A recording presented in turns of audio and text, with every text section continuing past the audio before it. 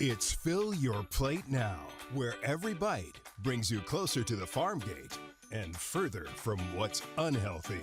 Now here's your hosts, Julie and Tammy, helping you live well by filling your plate well.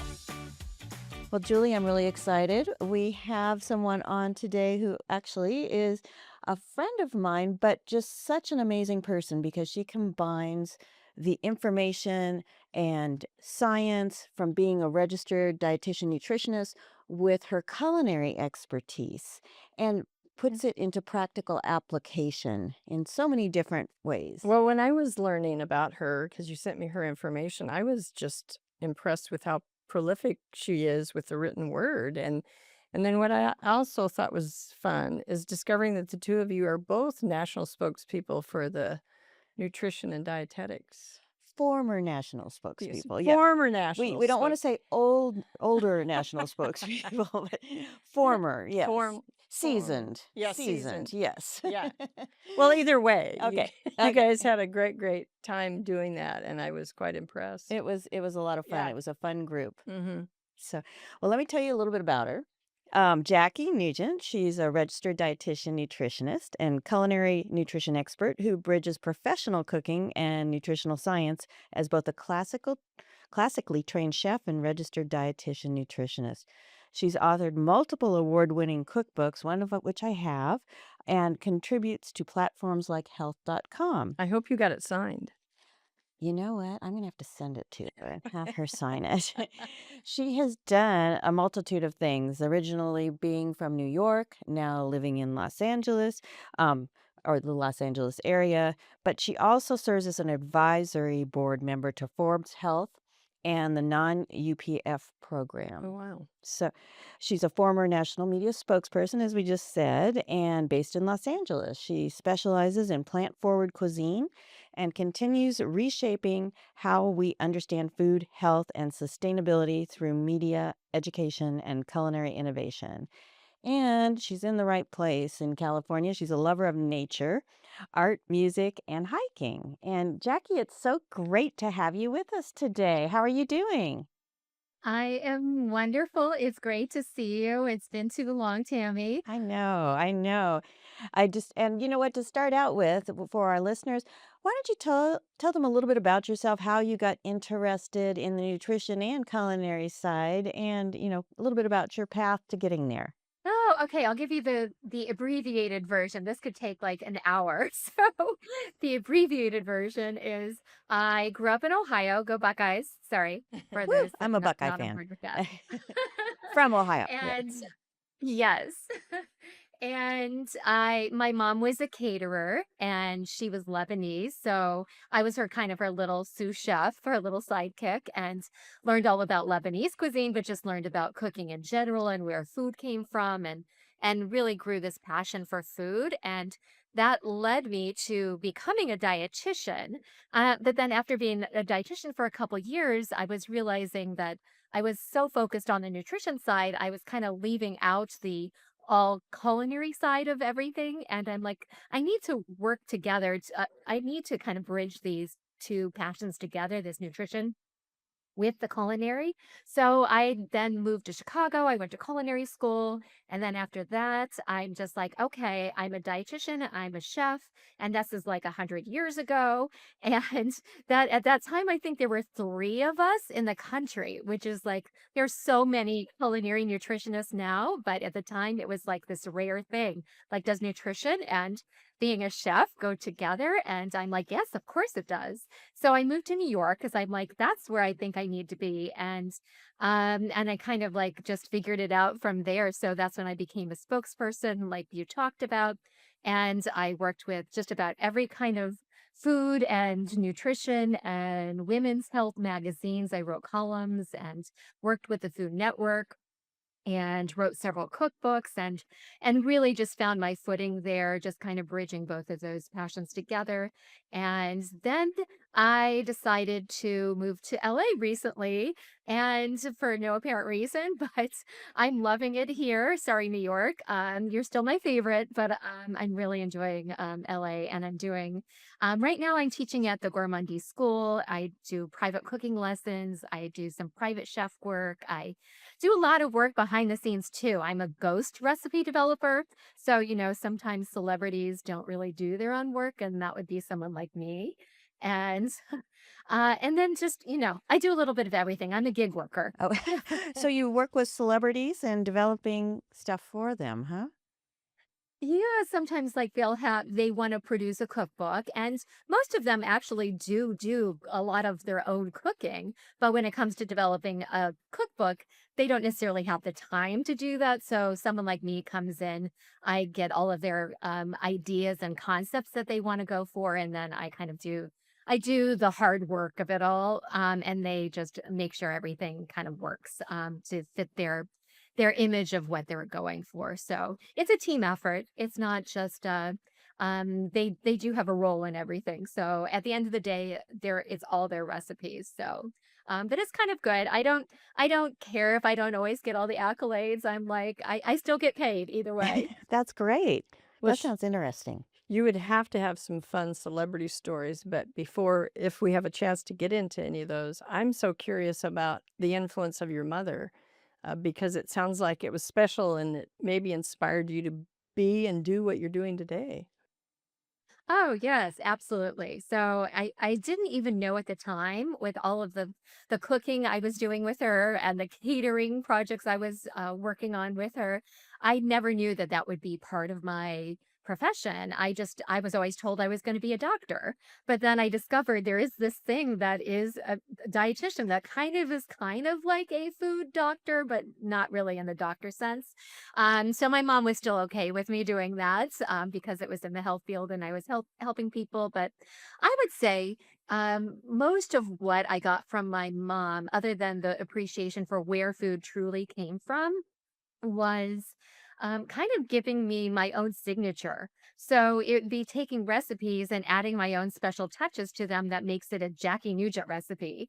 So it's like I might add more lemon or more mint or cinnamon or even some of these ingredients that you don't necessarily think of in those recipes, but it kind of adds a little bit of more of a unique accent to some dishes. And that just gives me my own style, so I think it's really what gives me my signature. Well, Awesome. that's great. Do you cook Lebanese food often these days? I wouldn't say often, but I would say every couple weeks if I haven't made something Lebanese or eaten something Lebanese, I have to. So it's my comfort food. So it's still part of my repertoire, but not all the time. That's a special gift though. That Mhm. is, I think, a tough cuisine to master. So that's great. Well, and I know most of your cookbooks, or many of them, I should say, are plant-based cookbooks or plant-based diets. Tell us a little bit about what that means and what makes that different. Well, I started my cookbooks, I guess I would call them mostly plant forward. So I just always think about plants as a foundation of healthy eating. And and then it just kind of went from plant forward to my most recent book being 100% plant-based. So I kind of fit into the realm of lacto-ovo vegetarian more than anything. So having dairy and eggs as well as being eating a lot of plants. But I guess kind of at the base of whatever recipes I do, even the recipes that aren't plant-based, I always think of ways to incorporate plants. So almost every single recipe I make, and this includes one of my cookbooks is 1,000 low-calorie recipes, and it's actually 1,000 recipes that happen to be low calories, not just the calories in the recipes. But even in that book, I was able to get a fruit or vegetable in almost every single recipe. So that's just something that I try to do, whether it's a plant-based recipe or just a recipe that I want more plants in. If I can get a fruit or vegetable in there, that's good for me, and hopefully it helps other people as well. I love that. Let's get into the nitty gritty then. Like, give us like some baseline I don't know if it's tips and tricks, but these plant-based recipe, what's it like to cook? And then is there something different in the approach or your approach when you're making sure that every recipe you cook is, like you said, plant forward? Oh, wait, how should I take this? Well, let me give you a couple examples. So, if we're going just like completely plant based, some of the key and protein is one of those areas that a lot of people worry about. So, tofu and tempeh would be a couple examples of where you can get a lot of protein.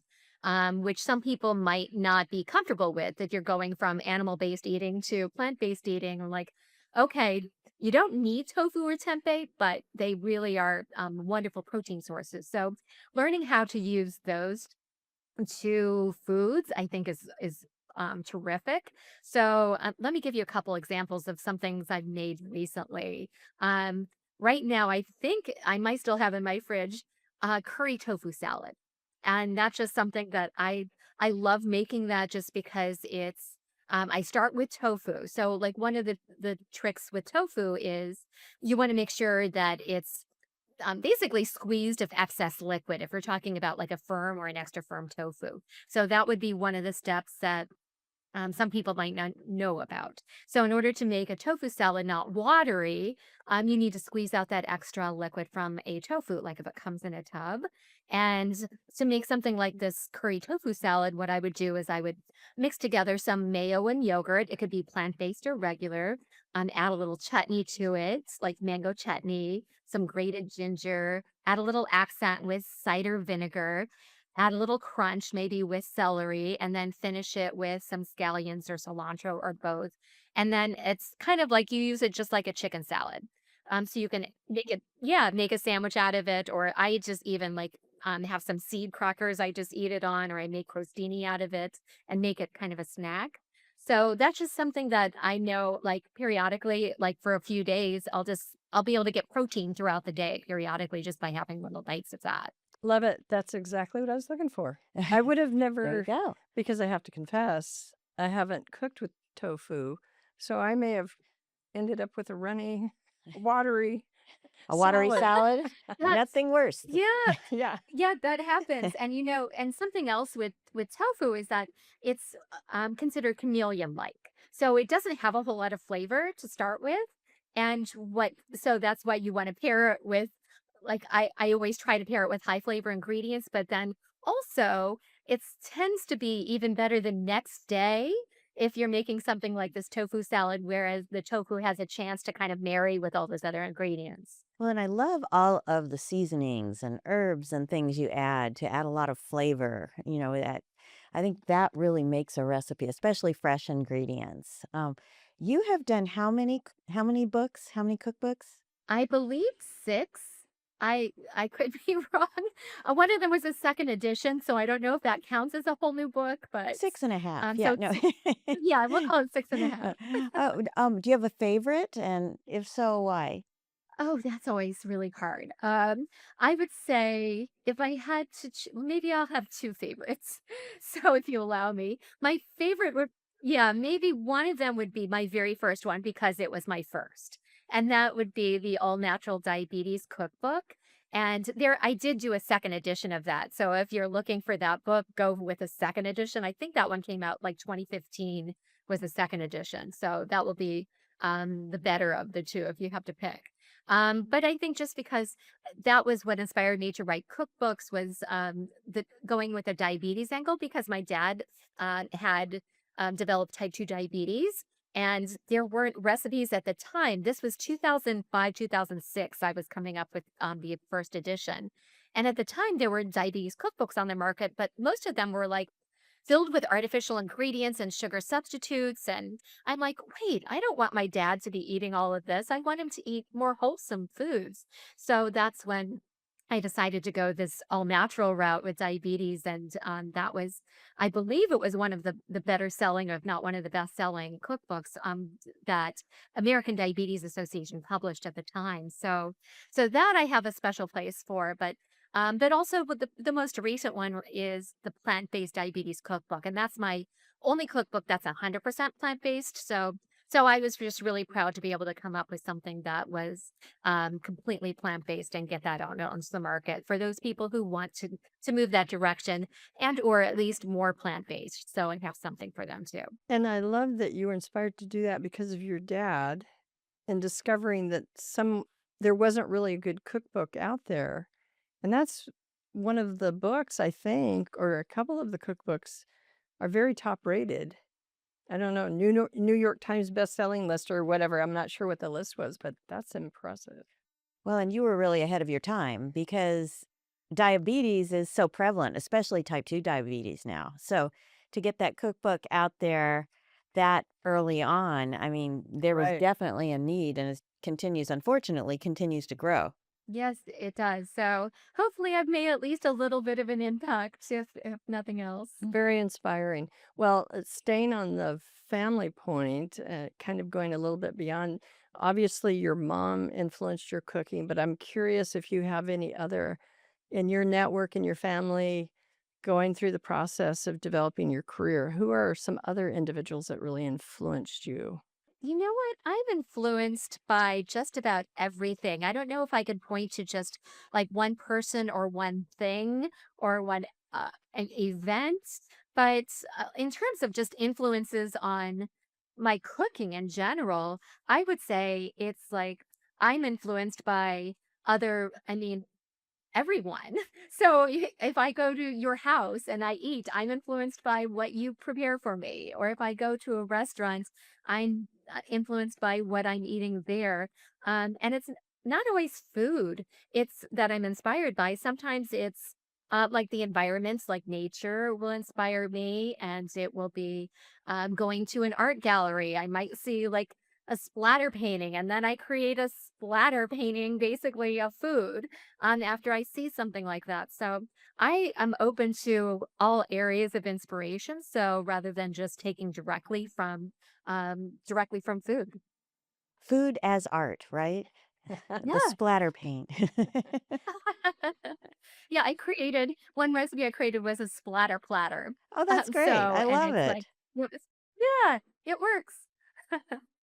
And you said you do a lot of lacto ovo plant forward recipes, cookbooks. How do you incorporate dairy into some of those recipes? Let's start with like Greek yogurt. That's probably the dairy product that I use the most. And I like to do a Greek yogurt dip. It's kind of like I grew up with what you might be familiar with Lubin. It's sometimes people pronounce it Lubna, but I grew up saying Lubin. We kind of just swallow the NEH, which is kind of like a very thick Greek yogurt. And Greek yogurt is already thick, but Lubin is even thicker. It's almost like just straining Greek yogurt and making it a little bit more like a cream cheese consistency. But even just the Greek yogurt, sometimes I just make dips out of that. So I'll start with Greek yogurt. I like to use the whole milk Greek yogurt, whisk it with extra virgin olive oil, make it even richer, and add some salt to that. And that's a base of a lot of dip that I like to create, and or a sauce that I might use. And I could go a lot of different ways with that. So one of my favorites might be adding some fresh mint to it and then just using that as a sauce to pair with like even just grilled grilled skewers. So it could be grilled chicken skewers, it can be grilled vegetable skewers, and it just adds a little bit of extra deliciousness and protein and comfort, yumminess to the dish. So Greek yogurt would be one. The other would be like cheeses. I tend to use cheeses more like for finishing, and I go for high flavored cheeses. So it might be like sprinkling a salad with blue cheese, like the crumbles of blue cheese, or um, sprinkling a potato dish with extra sharp cheddar. So I really think of it more like an accent rather than something that's like incorporated in large quantities in dishes. So that's kind of my style that I use cheese. Mm, Um, I'm getting yeah. hungry. So yeah. So how's that sound? Yes, those are awesome. Sounds wonderful. Jackie, we've asked this question a few times, especially with those chefs that we've interviewed.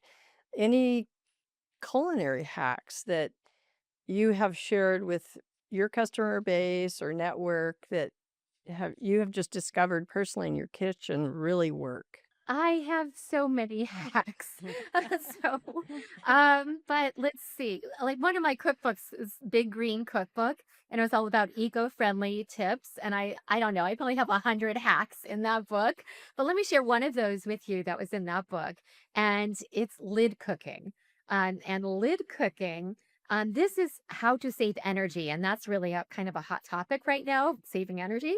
And this is how I've been making pasta for like 15 years. And if any of your listeners are Italian, they're going to cringe. But how I make pasta is I bring the water to a boil, I stir in the dry pasta, bring the water back up to a boil, might take like 30 seconds, put the lid on, and then turn off the heat. And then you let it lid cook the exact amount of time that the package would suggest. So if it said 10 minutes, let it cook for 10 minutes, remove the lid, and the pasta is perfect. So that's one tip, and it saves energy, and it's just kind of like a no-brainer kind of thing. And it's like, so if you haven't tried that before, try it. It's a fun one. And probably another one, I don't know if I would call this a hack, but it's something that a lot of people grab onto in my cooking classes that they haven't tried before, and I call it my acid trick. And that is a lot of times people will just like, there's something missing in my recipe. What should I add? And they'll just like automatically kind of reach for the salt shaker and shake on some salt. A lot of times that does the trick. But I usually suggest try acid first, a culinary acid meaning lemon juice, lime juice, or a vinegar. And I suggest pairing it to your food almost like you might pair a wine to food.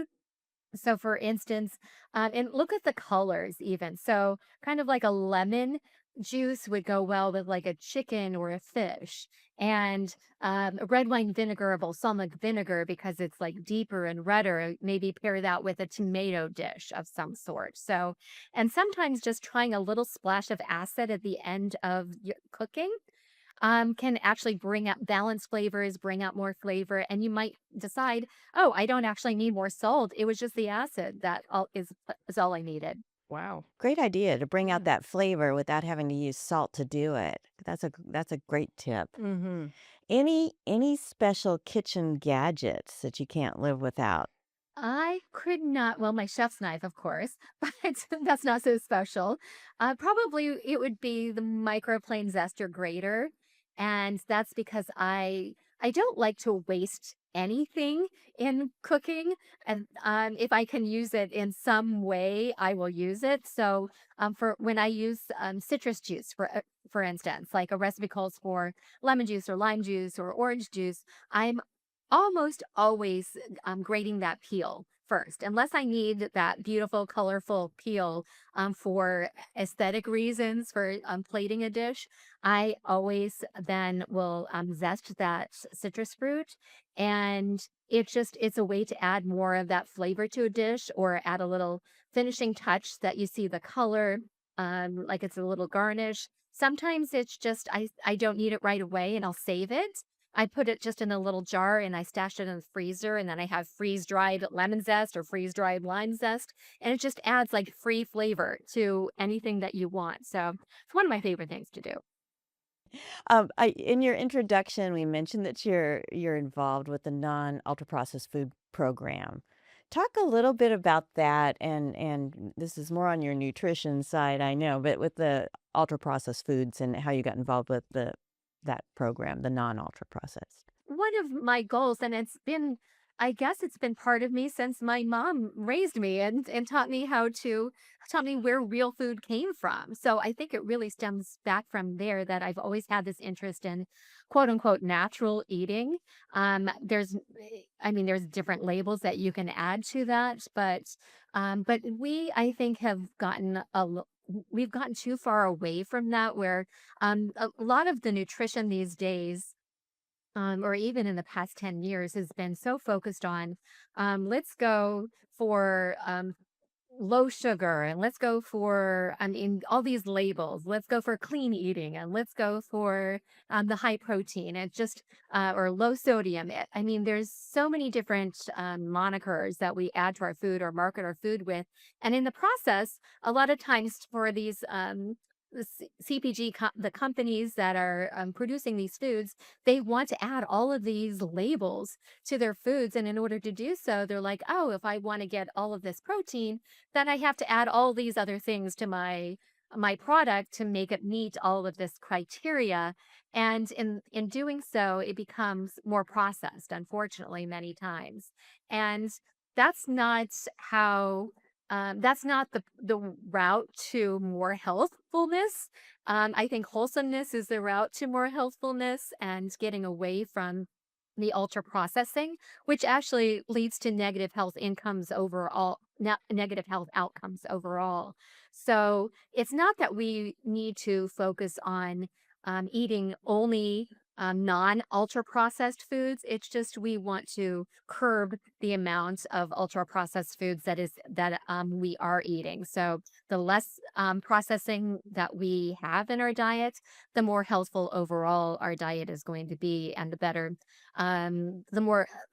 It's linked to longevity as well. So we might actually live longer and live healthier lives if we're eating less ultra processed food and more wholesome food. You know what strikes me too, though, about some of the answers that you've been giving us based on our questions is the whole culinary experience for you and then your background in nutrition.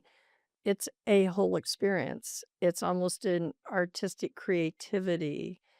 It it's something to celebrate. So when you go into your kitchen, you're having fun with this.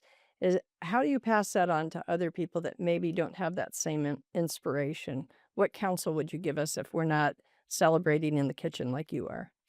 That's a tough one. I think sometimes it's very individual. But I also kind of take inspiration from just being a dietitian. I mean, my passion is like fruits and vegetables first and foremost, more than anything. And when I just have people add like one fruit or one vegetable to every meal and snack, kind of like I was saying in my recipes, that almost all of my recipes you're going to find a fruit or vegetable.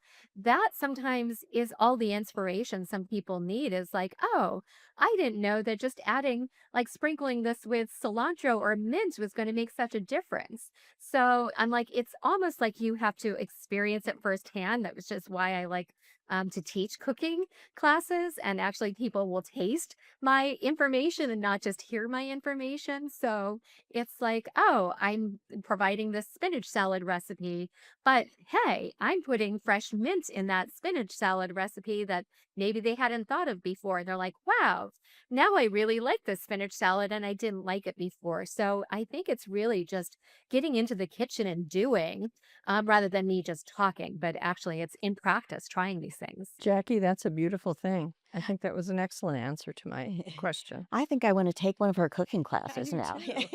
Please, that would be so fun.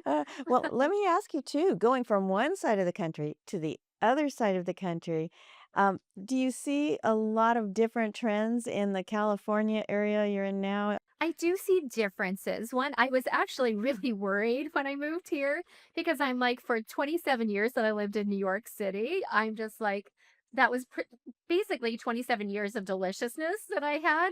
So I'm just like, oh no, I don't know if I'm going to have the same experience here. And it is a different experience, and it actually is a better experience for the way that I eat, because here, I guess in LA, it's easier to eat plant-based or plant forward. It's easier to um find kind of inspirational plant-based cuisine, or plant forward cuisine. It's easier to find, like if you have a special diet, like if you are gluten free or you're soy free or whatever free you are, it's easier to be able to eat according to what your preferences are.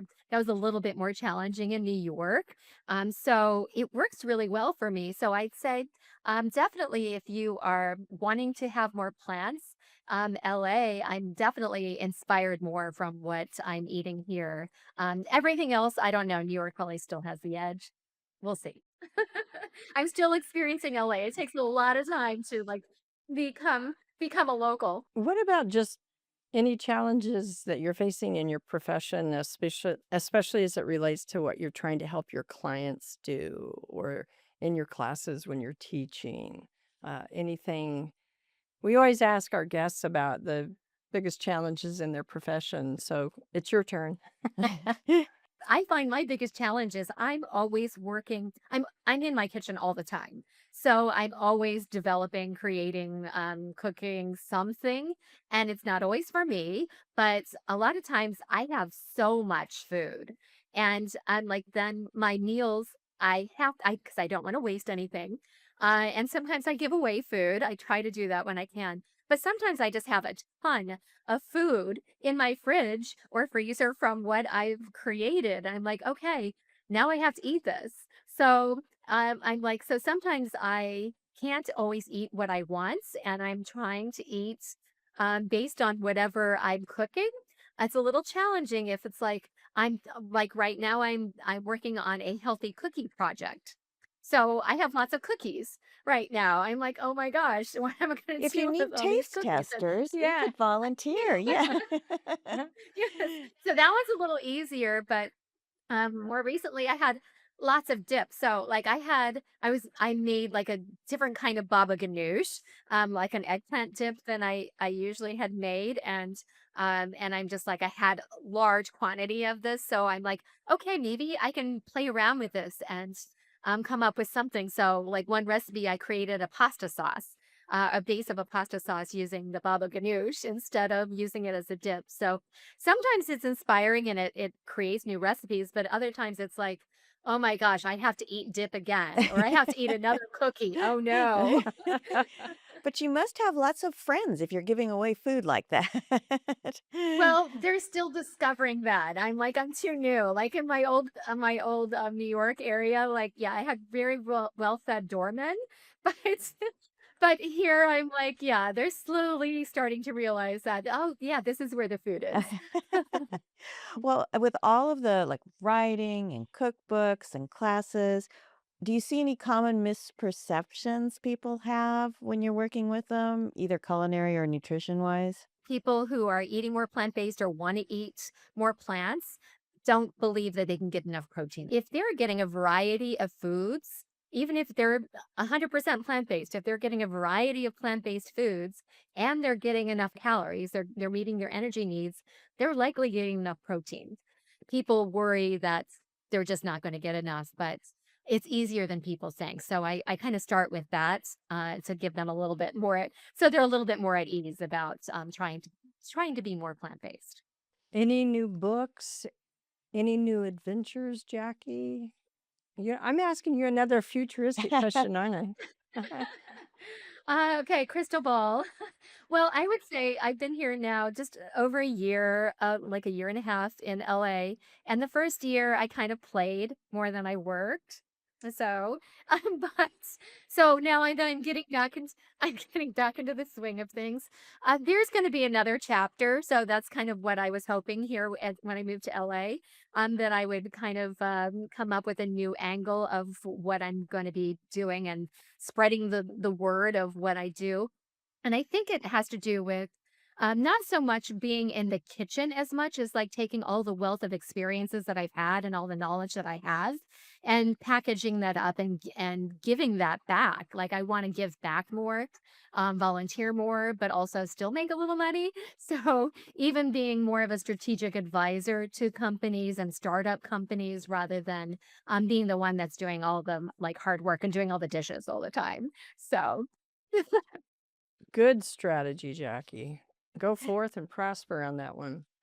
Uh, Yeah, absolutely. Yeah. Now, well, if you had to give our listeners 3 tips on what they should remember from our talk today, what would you say those would be? I have a mantra.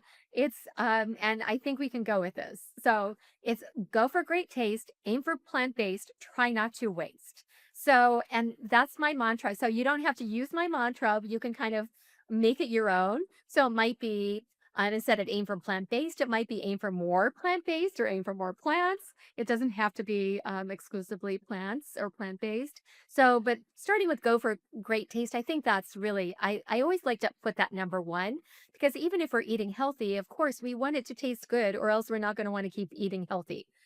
So great taste is always the most important. And in terms of plants, yes, I'm always going to push more plants whenever I can. And I think it's not just for the healthfulness, but I think I like plants just for the culinary creativity, just because you have vibrant colors and different textures and so many different flavors, and just you can just create seasonal dishes like every season you have something different to play with. So I find plants to be kind of my creative outlets, and really a way to uh create new dishes by working with different plants and manipulating even those plants in different ways. And then, of course, trying not to waste. That's just like kind of a good idea when we can do that. But it also can be delicious, like I was saying with like the lemon zest and lime zest, so you don't waste the peel of your citrus.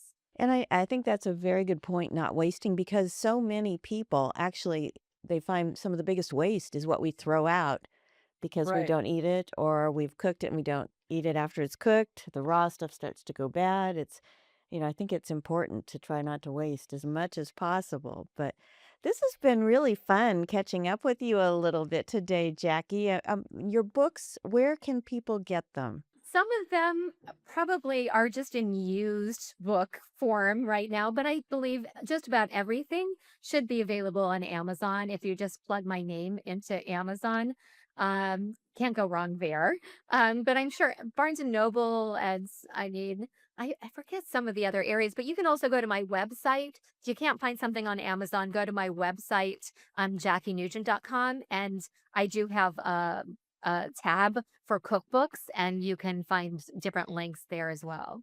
Just so you know, Jackie, Tammy and I are committed fruits and vegetable eaters, so we'll always be plant, maybe not always plant forward, but definitely plant, making that rainbow color in our plates, right, Tammy? Balance, variety, and moderation. Everything. Yes. Here you go. That's the dietitian talking. And I don't know about the moderation sometimes. No, I'm just kidding. But we will put your website on the descriptor for the podcast, so we'll make sure everybody has that so they can go out and purchase some of those books because they sound amazing. Aw, thanks. Great talking with you today, and hopefully we'll be able to have you back on again. It was great to meet you, Jackie. Yeah. Oh, thank you. It's been so fun. Yes, I would love to come back sometime.